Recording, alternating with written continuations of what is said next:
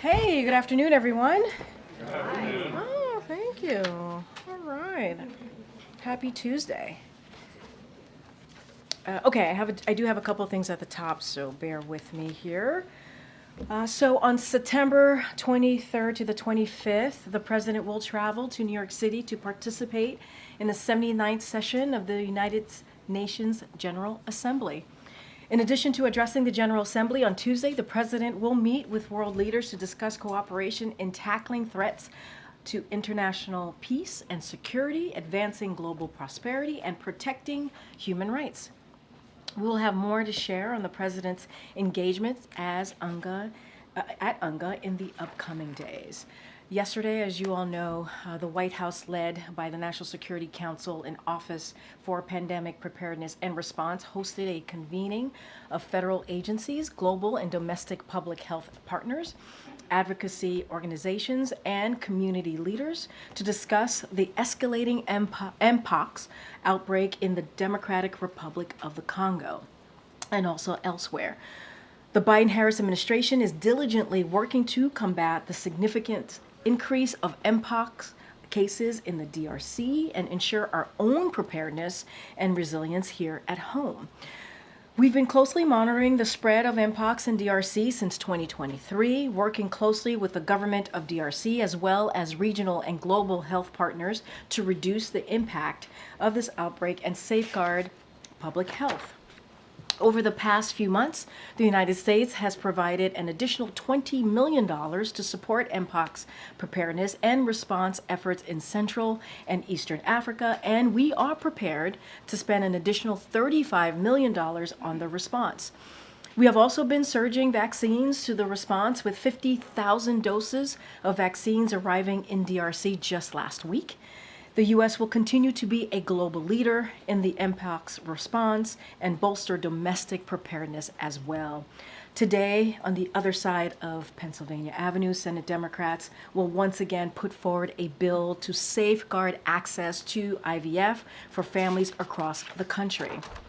As you'll remember, Senate Republicans have blocked this bill multiple times before, refusing to protect access to fertility treatments for women who are desperately trying to get pregnant.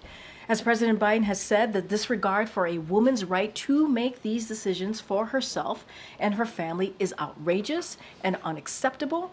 Republican officials have had every chance to protect reproductive freedom since the Supreme Court's extreme decision to overturn Roe v. Wade, and at every turn they have refused to do so.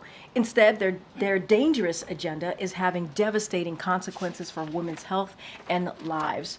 Republican officials think they can message their way out of their support for extreme policies that cut off access to IVF and put women's health and lives at risk.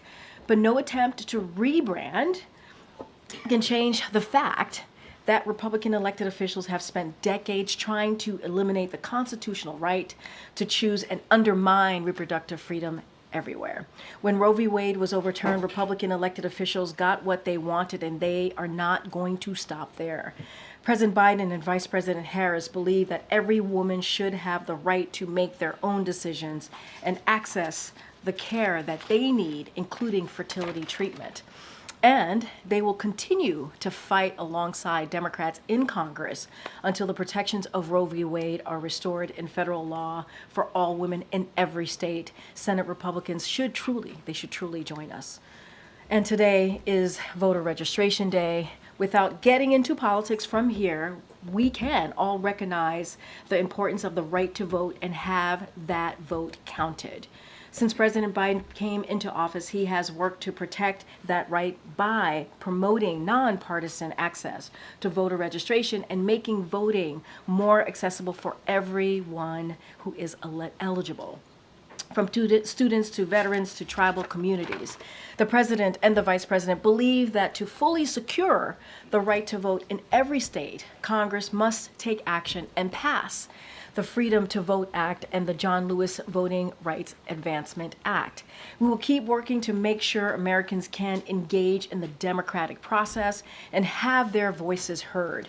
No matter who you are or who you vote for, you have to, who you vote for, please go to vote.gov for more information about registering to vote. Again, this is about making this is a nonpartisan effort about making sure that the people who are eligible to vote have that right to vote. So please go to vote.org.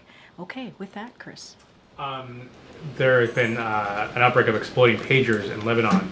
Does the White House have an understanding of whether Israel was responsible for this attack, and any concerns about the escalating conflict in that region? So we have not. We have seen obviously the reports. I don't have more information to share, and I'm not going to speculate from here. Also, the president said that he wanted to see the Secret Service get more resources.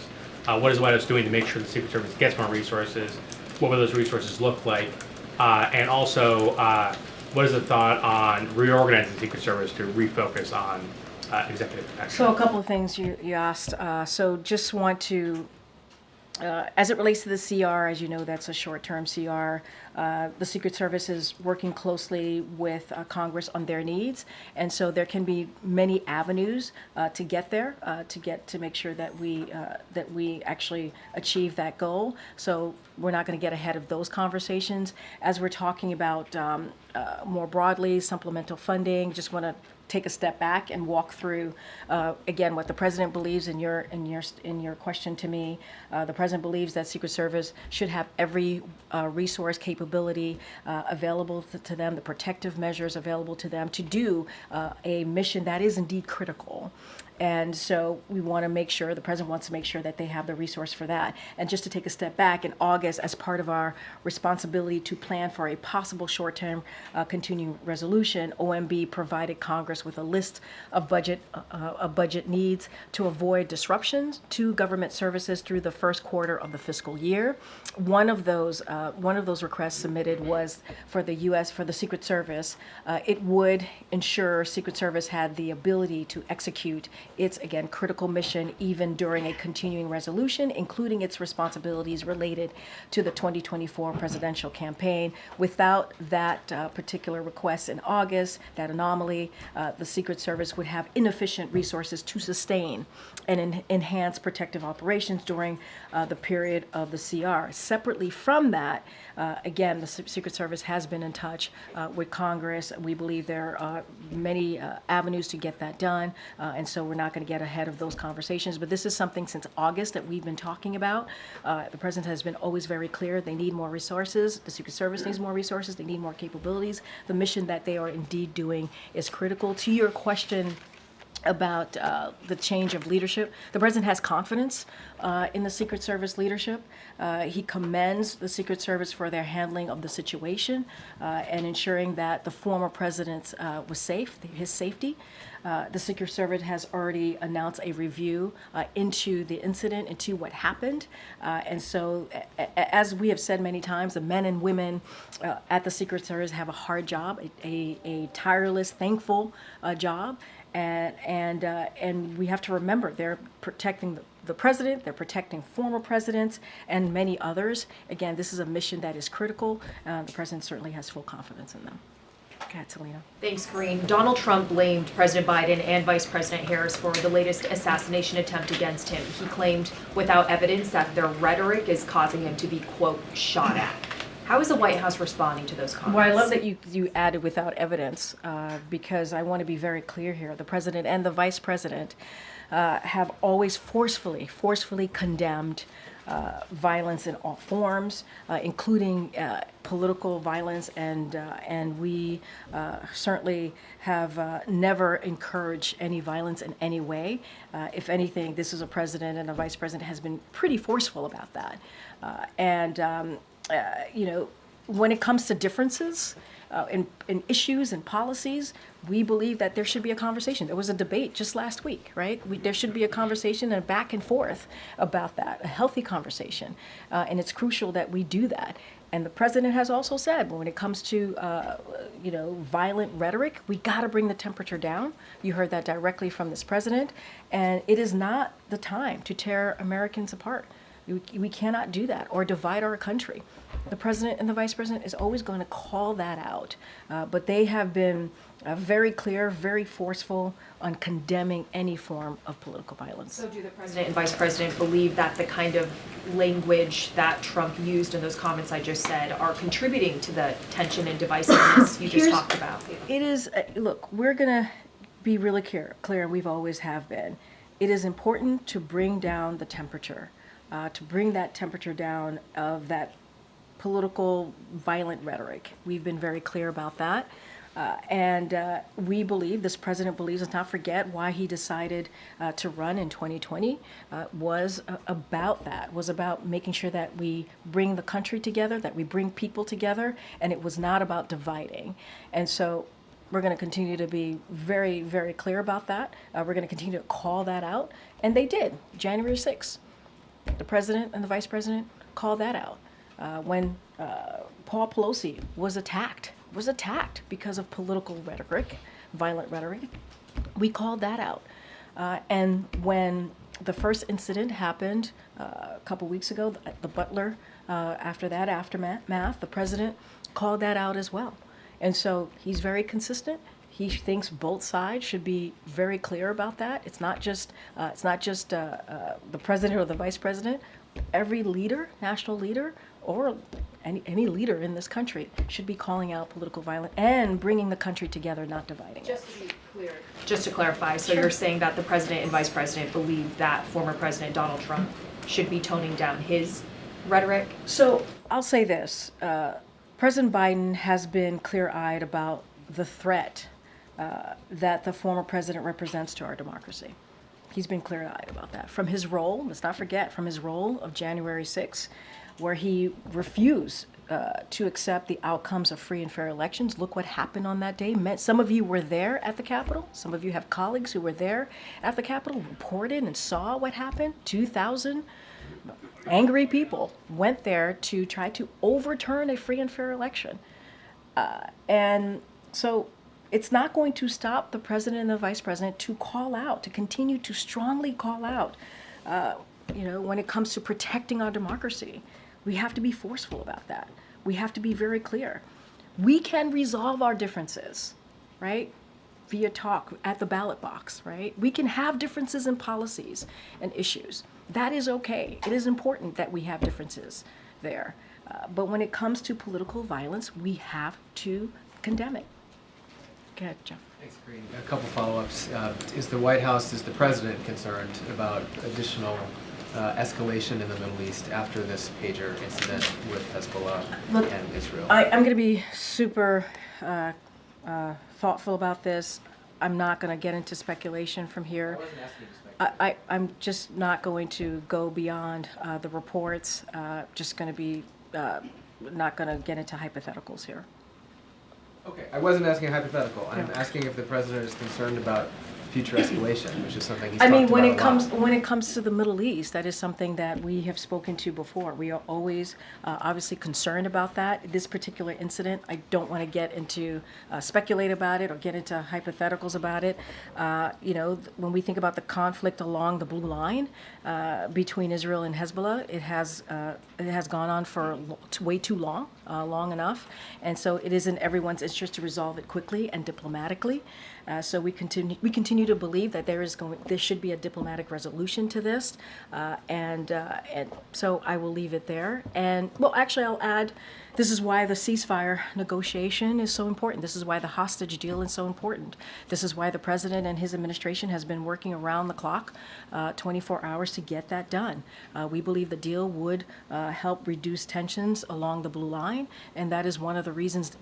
We believe diplomatic, obviously, efforts are critical and important at this time. As it relates to that incident, we've seen the reports. I just don't have anything to say beyond that. On the issue of political rhetoric, do you have any reaction to Senator Vance's comments in which he noted that the difference between, in his view, the difference between Republicans and Democrats is that no one has tried to assassinate Vice President Harris?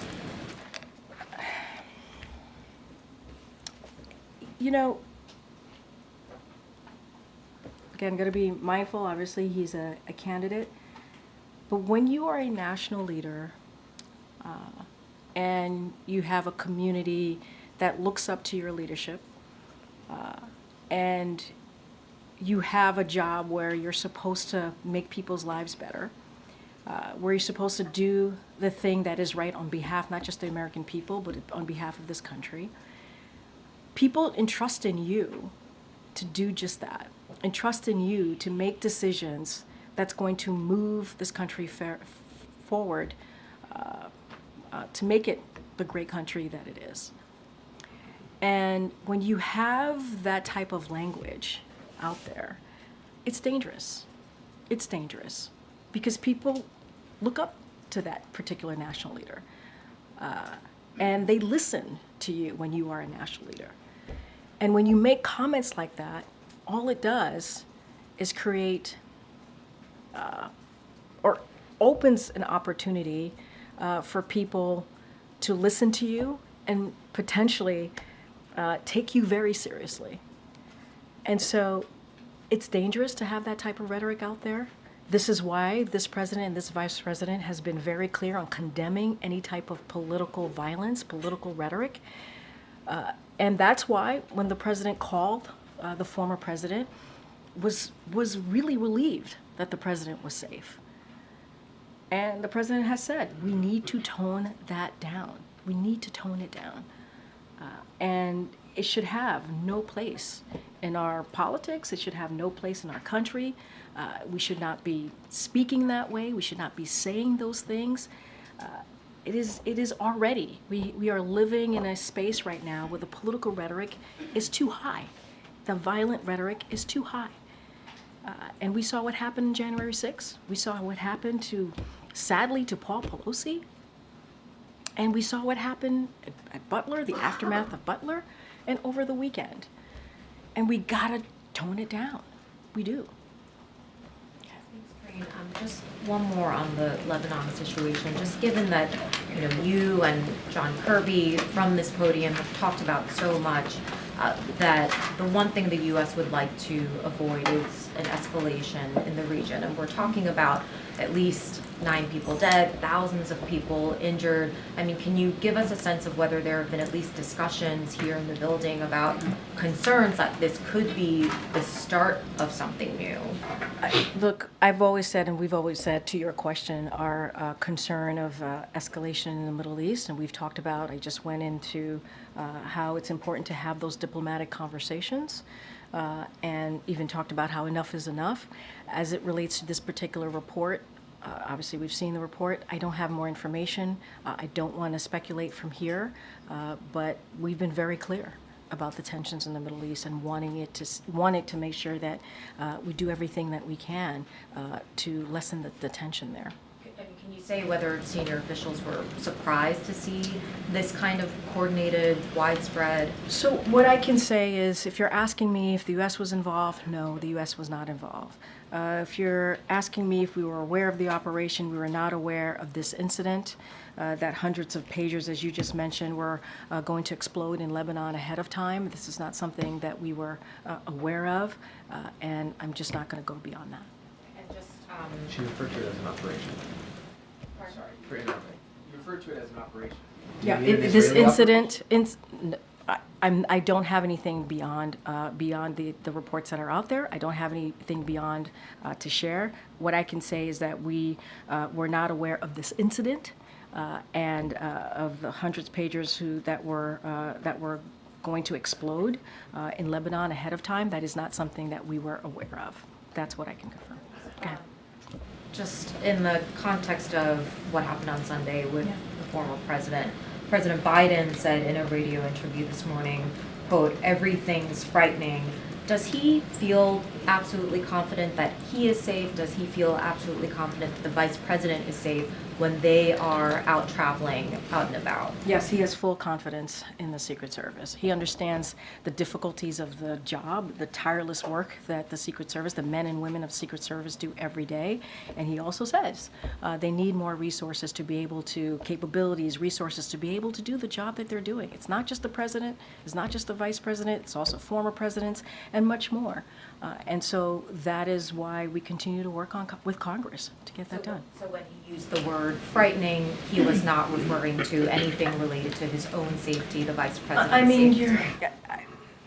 I have not spoken to him specifically of what he meant. You're asking me about his own safety. What I can tell you, he has full confidence in the Secret Service. I think if you look at the political rhetoric more broadly, which the president has said the temperature needs to go down. It needs to go down. You think about, January 6th again, what happened to Paul Pelosi, what happened in Butler, Pennsylvania, what happened over the weekend. Yeah, we need to turn it down. It is frightening for everyone, for Americans to see that. And so we need to lower those types of, that temperature, lower that type of political violence. It has no place in politics and certainly in this country. Hold on one second. Go ahead, Nancy. Thanks, Karine. I want to follow up on that because Senator Vance appeared to call out specifically one of the phrases that you used earlier, which was threat to democracy. He said, we cannot tell the American people that one candidate is a fascist and if he's elected that it's going to be the end of American democracy.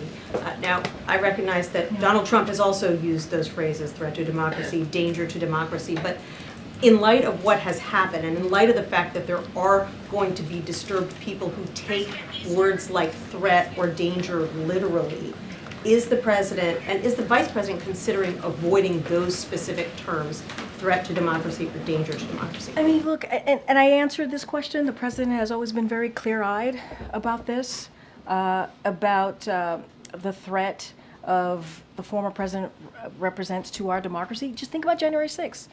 January 6th, we have to be honest with the American people when we see those types of threats, when we see that type of rhetoric that led to 2,000 people going to the Capitol. We have to call that out. Look, let me step back for a second even further. You all as news organizations have the obligation, right? You are all obligated to cover events like January 6th. As I mentioned before, some of your colleagues were there, some of you were there on January 6th. And you had to report that the way you saw it, the obligation to do that. And we appreciate it because I know those were dangerous times. That was a dangerous day to be there. And, we have to call out any type of refusal of an outcome of an election, any type of violent rhetoric. And this administration has the responsibility to be honest to the American people. So, look, we can, as a country, right, we can have disagreements on issues, on policy issues. It is okay to have that conversation. We had a debate, just as I mentioned recently. That is what's beautiful about what we do, right? To go back and forth about our democracy. But once there's violent rhetoric, we got to condemn that. And the president's going to encourage all leaders from both parties to do so. All leaders from both parties to do so. It's not just on one. All leaders on both parties have to make sure that we do not use that type of violent political rhetoric. Because look what happened. January 6th, Paul Pelosi, Butler, over the weekend. We got to be mindful. Go ahead, April. Oh, I'm sorry, April. I think she had more.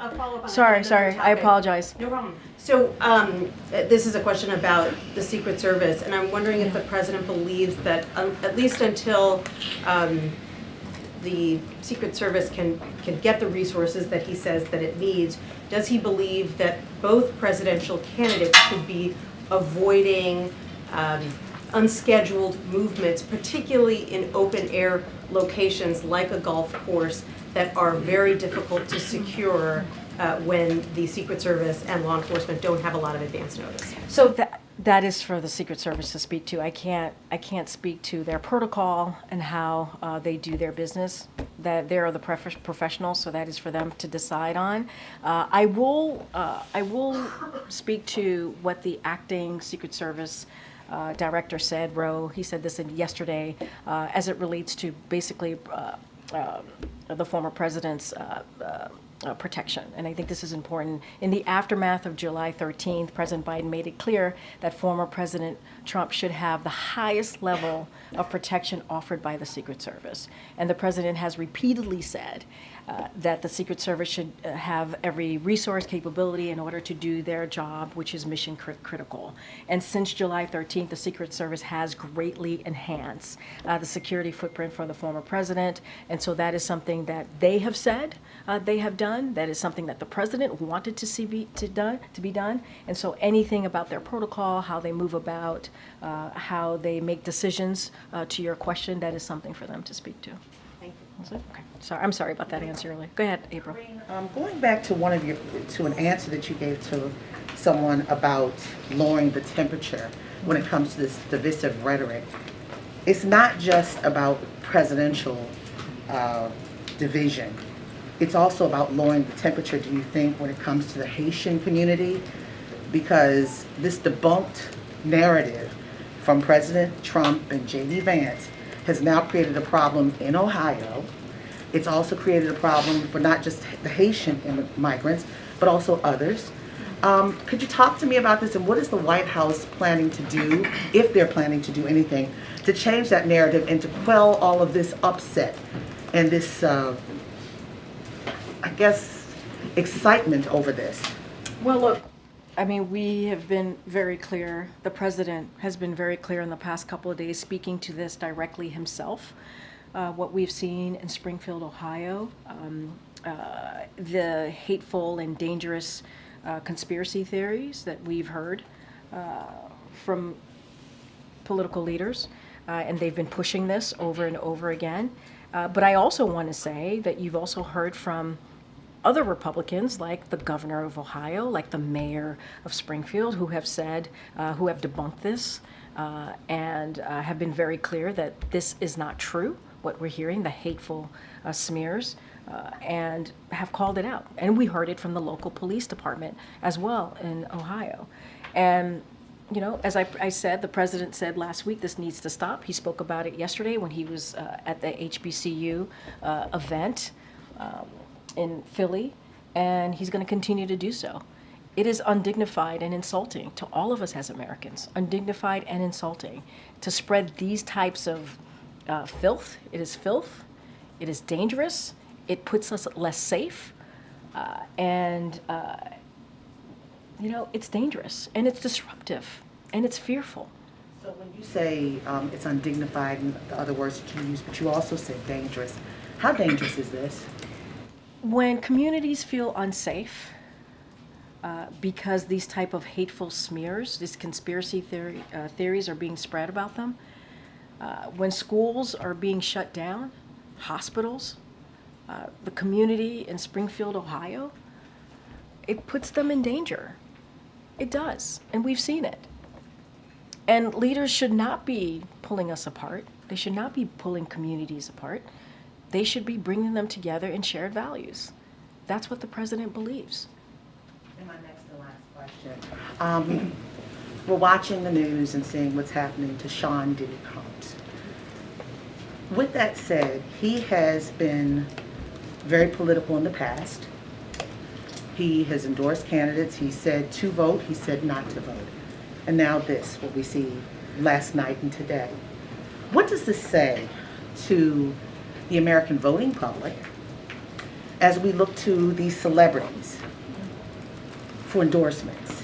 And I say that in light of one of the largest endorsement that this administration has received so far from people like Taylor Swift, people in the entertainment industry. What does this say to the American voter?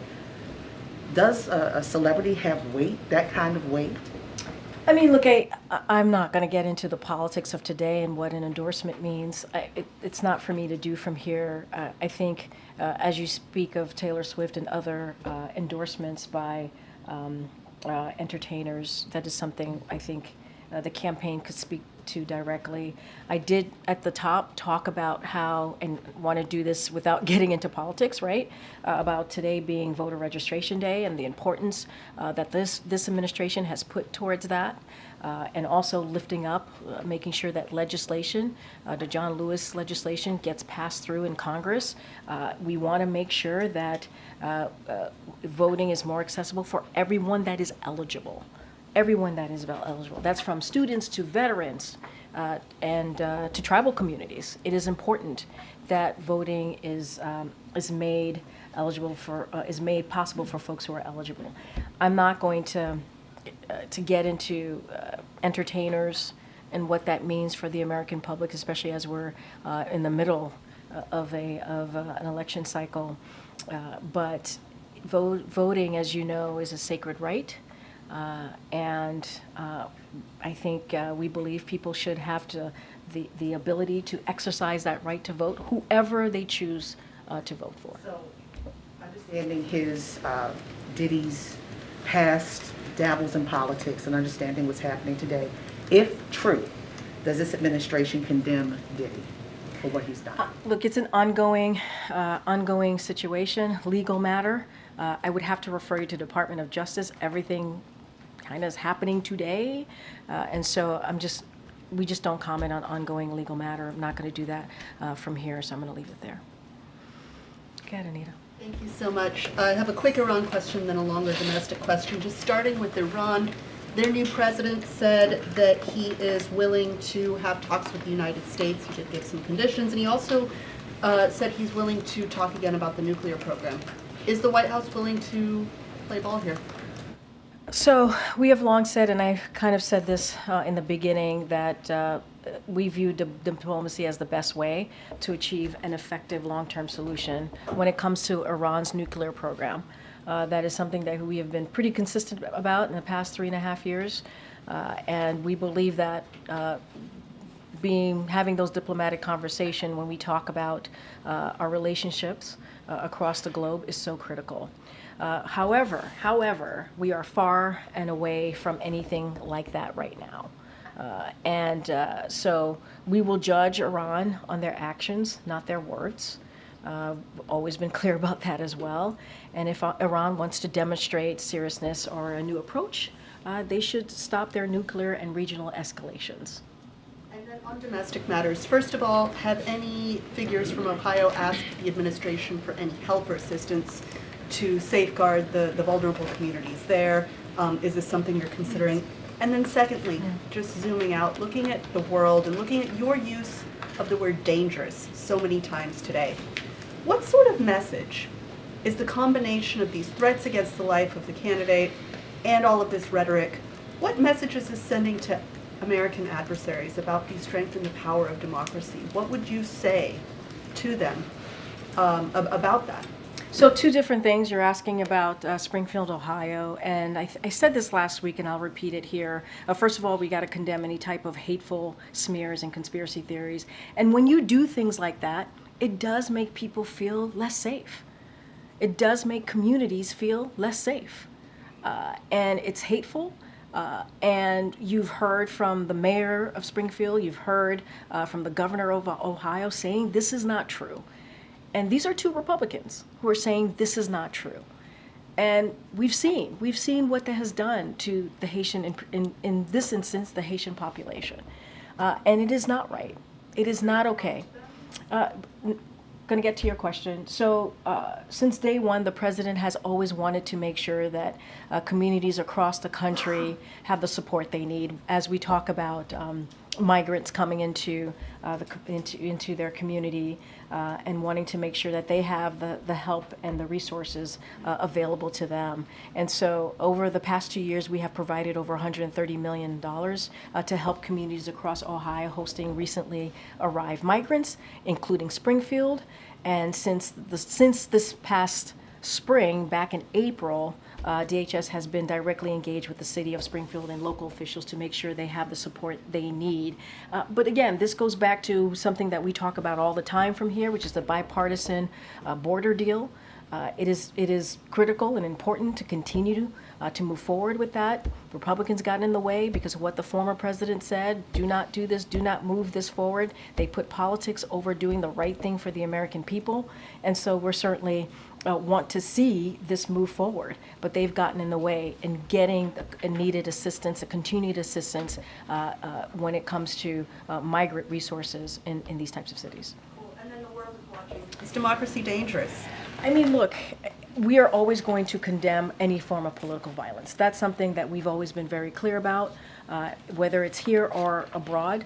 And I will quote what the president said when he was at the McCain Institute just last year: democracy means rejecting and repudiating political violence, regardless of party, such as violence is never, never, never acceptable in America. Those are values he and the vice president have always stood for at home and in the world. Opposing political violence at every turn and encourage all leaders to do the same. So we're going to be very clear about that. We've been consistent. It's not just here domestically. We're going to continue to condemn political violence abroad as well as here, and that is what the president and the vice president has done for almost 4 years. Okay. Thank you, Karine. A couple of questions about Brazil and then Venezuela. Today, the president had a briefing on wildfires in California and Oregon. I wonder if he's watching what's happening in Brazil. Brazil is also on fire. The Amazon is on fire. Many parts of Brazil are having record-breaking wildfires. Is the U.S. working with Brazil to help with the situation and help to mitigate the problem in the future? Obviously, our hearts go out to what we're seeing in Brazil with the wildfires, and we certainly are here to assist. We are in contact with the Brazilian government and are connecting experts in both governments, so we're assisting in ways that we can. Anything further, certainly I would refer you to the State Department and the USAID, but our hearts go out to the folks in Brazil who are directly affected by the wildfires. On X, Twitter has been banned in Brazil for almost 20 days now. What is the White House view or position on this matter? Say that again? X, the social media, Musk social media is banned in Brazil. It's 20 days now that doesn't work in Brazil anymore. It was a dispute with a judge from the Supreme Court, and now it's banned for 20 days. What is the position of the U.S. government on this matter? Look, I think when it comes to social media, we have been very clear that we think that, folks should have access to social media. It's a form of freedom of speech, and certainly that is something more broadly that we have always have been very clear about. And so I just don't have anything beyond that to share. I can just do a follow-up from a colleague about Venezuela. Sure. The White House viewed the detention of 3 Americans and 2 Spanish in Venezuela who are accused of attempting to assassinate Maduro as a potential retaliation for U.S. sanctions and Spain's decision to welcome Edmundo Gonzalez. So that is categorically false. It is not true. U.S. involvement in a plot to overthrow Maduro is, again, categorically false. This is just another attempt by Maduro to distract from the July 28th election results. The United States continue to support a democratic way forward in Venezuela. And so we are closely, as we have been, monitoring the situation. And due to privacy consideration, we have certainly no further comments from here. Karine, regarding the exploding pagers in Lebanon, forgive me if I missed it. Did you say if the president had been briefed on the incident? I have not spoken to the president, so I can't speak to that. I can go back and make sure that NSC was able to do this. My guess is he's aware and he's been briefed, but I haven't directly spoken to the president about that. Regarding the phone call between President Biden and former President Trump, how long did it last? I'm not going to go beyond what we read out. The president called the former president and was relieved that he was safe, and the former president certainly appreciated the call. I just don't have anything further beyond that. He expressed his he was thankful for President Biden calling him to check in on him. I just don't have anything beyond that. And down in Florida, the governor there, Ron DeSantis, said he doesn't think it's in the best interest of the state or the nation to have the same federal agency seeking to prosecute Trump also handle the alleged assassination attempt against him. What's the White House view on that? He wants to open a state investigation into the alleged assassination attempt, and he says that the feds should not be investigated, or it's not in the interest of the nation for the feds to investigate that. So look, the president has complete confidence in the Secret Service. I've said this multiple times at this point. There is an investigation happening. We're going to let that process move forward. And I think until that happens, I don't think anybody should comment on that. And finally, you said that the president is heading to UNGA. Is the vice president going as well? Right now, the vice president is not planning to participate in the UN General Assembly related events. As in the past, it is possible she meets with foreign leaders here in Washington, D.C. next week, but I don't have anything to announce, further to announce on her involvement. Is that a conscious decision, sort of like there's only one president at a time type thing? I wouldn't read it that way. I wouldn't read it that way. Appreciate the question, though. Go ahead. Thanks, Karine. Staying on UNGA, the president will be delivering his final address as president before that body next week. Could you talk a little bit about what the message is that he wants to deliver about his leadership over the last 4 years, particularly with the fact that the wars in Ukraine as well as Gaza are still unresolved, and his predecessor has repeatedly claimed that neither of those conflicts would have happened if he were still president? As you can appreciate, Francesca, I'm not going to get ahead of the president. He's going to speak for himself. He's going to lay out what his thoughts are when we see him deliver his address to the Assembly next week. And so I'm going to not get ahead of the president and just gonna leave it there for now. And on the issue of Russia's war against Ukraine, the German chancellor said last week that talks needed to speed up and that at the next peace conference that Russia should be at the table. Is it the White House's view that the next peace talks need to take place before November? Look, I've always been clear, and we've always been clear, nothing about Ukraine without Ukraine. So this is something, obviously, as it relates to that, certainly Ukraine has to be involved and make sure that they're at the table. I cannot speak to anything further or beyond the next peace talks. But I will say, as I've said many times before, as my colleagues have said many times before, this can end today. The war in Ukraine that Russia started, Russia's aggression, could end today. It could end today. This is Mr. Putin's war. He started this war. And he can stop it by moving his troops out, by ending the war on a sovereign territory, on a democracy. He can end this. And so I'll just leave it there. Go ahead, Danny. Thanks, Karine. Just going back to Lebanon, a few hours before these pages exploded, Israel said that it was expanding the aims of its war against Hamas to focus on Hezbollah along the northern border with Lebanon. Do you have any indications that this incident may have been a kind of prelude to some kind of major Israeli operation? I'm not going to speculate from here. Like I said, we've seen the reports. I just don't have any more information, and I'm just not going to speculate. Very quickly, the other day, President Biden gave the thumbs up when I asked him if he was going to be traveling to Angola, as our friends at Reuters reported. Do you have any more details on that? Can you confirm any details? So you asked the questions and your friends at Reuters reported it?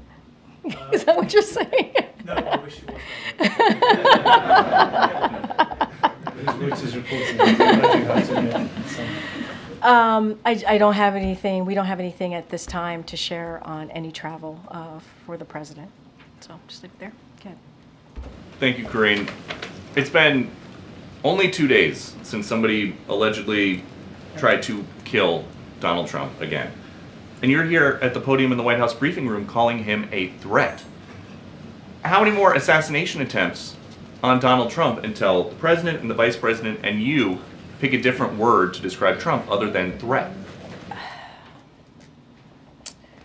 Peter, if anything from this administration, I actually completely disagree with the premise of your question, the question that you're asking. It is also incredibly dangerous in the way that you're asking it because American people are watching. And to say that from an administration who has consistently condemned political violence, from an administration where the president called the former president and was thankful, grateful that he was okay, from an administration who has called out January 6th, called out the attack of Paul Pelosi, called out and said we need to lower the temperature after the Butler incident. And now for you to make that kind of comment in your question, because your question involved a comment and a statement. And,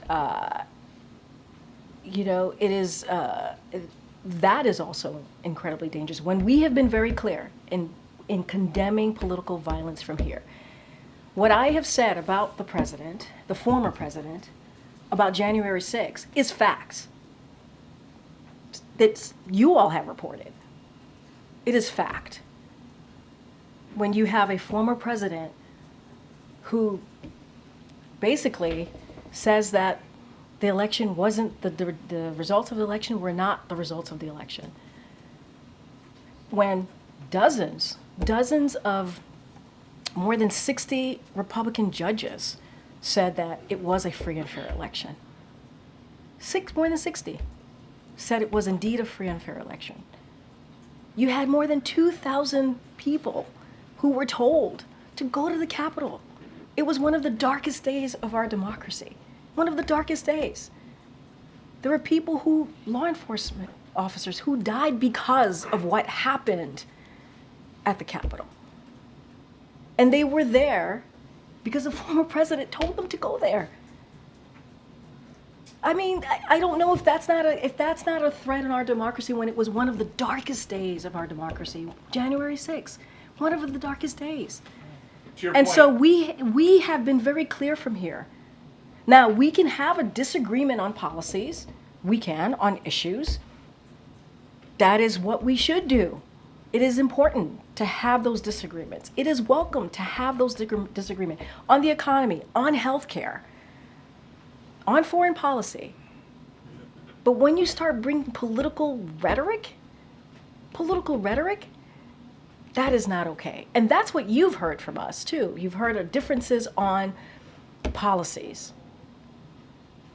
But to your point, there are people watching at home who might miss the part where you say, let's lower the temperature, and there are mentally unstable people who are attempting to kill political candidates, attempting to kill Donald Trump, and they are still hearing this White House refer to him as a threat. Is there no concern that people are taking that literally? We're using examples. We're not just saying that just to say it. January 6th, Peter. January 6th. Wait, January 6th. How many times do we have to? January 6th, 2021. That is a fact, what was reported that happened on that day by some of your colleagues. I mean, and we have, at the same time, denounced political violence over and over, political rhetoric, over and over again. Over and over again. But I know your focus has to be on this side of the house. It can't be on your side of the house. I get that. But we also have to be careful on how you're asking me these questions. People are watching, and is what you are saying about us raising political violent rhetoric, however you just formulated it, this is an administration that has denounced and condemned any type of political rhetoric or violence. It is the reason why this president decided to run in 2020. That is why the president decided to come back. He believed that it is important to save the soul of America, of our nation, and he believed it was important that we continue to fight for our democracy, fight for our freedom. That's what you see from this administration. I'm moving on. Go ahead, Ed. Yeah, I'm going to ask you about overtime. So does the president and vice president support no taxes on overtime for workers? So just a couple of things on that. Look, the president and this vice president has been pretty consistent on making sure that we continue to lower costs for Americans, but also at the same time make sure that we're increasing wages, and that's what we have seen. Again, the question that you're asking me is supporting overtime pay. This is something, a proposal from in the 2024 election, so I'm going to be really, really mindful. But we also can't forget what the last administration did. They eliminated overtime protections for millions of workers. The Biden-Harris administration restored overtime protections to 1 million workers, and next year we will extend protections to another 3 million workers. That means our administration is ensuring higher paychecks and more time with family for millions of Americans after the last administration took that away.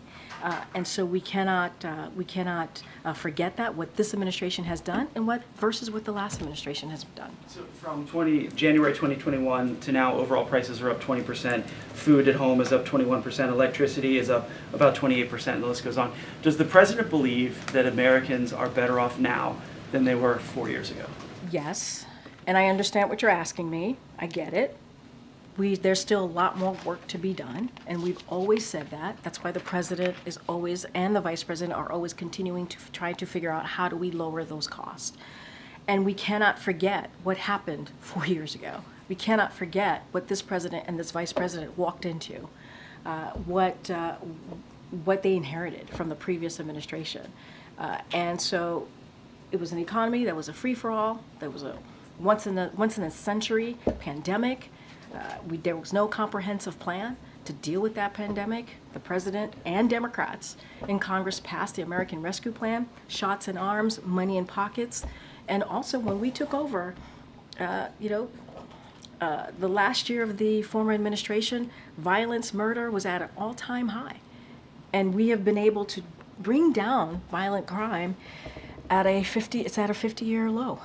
And so we're able to negotiate lower drug prices. We are beating Big Pharma, something that former presidents, elected officials have been trying to do for some time. And so while we still have a lot more work to do, we do believe 4 years ago there was a pandemic. People were dying, thousands of people were dying. There was no plan. Our economy was literally in a downfall. So one more, if I might. October 1st, if the dock workers don't get a contract, there could be a strike. Is the president, do you know, going to invoke the federal law to avoid or to I'm not going to get into hypotheticals. I'm not going to get hypotheticals from here. All right, thanks everybody. I'll see you tomorrow. Thank you.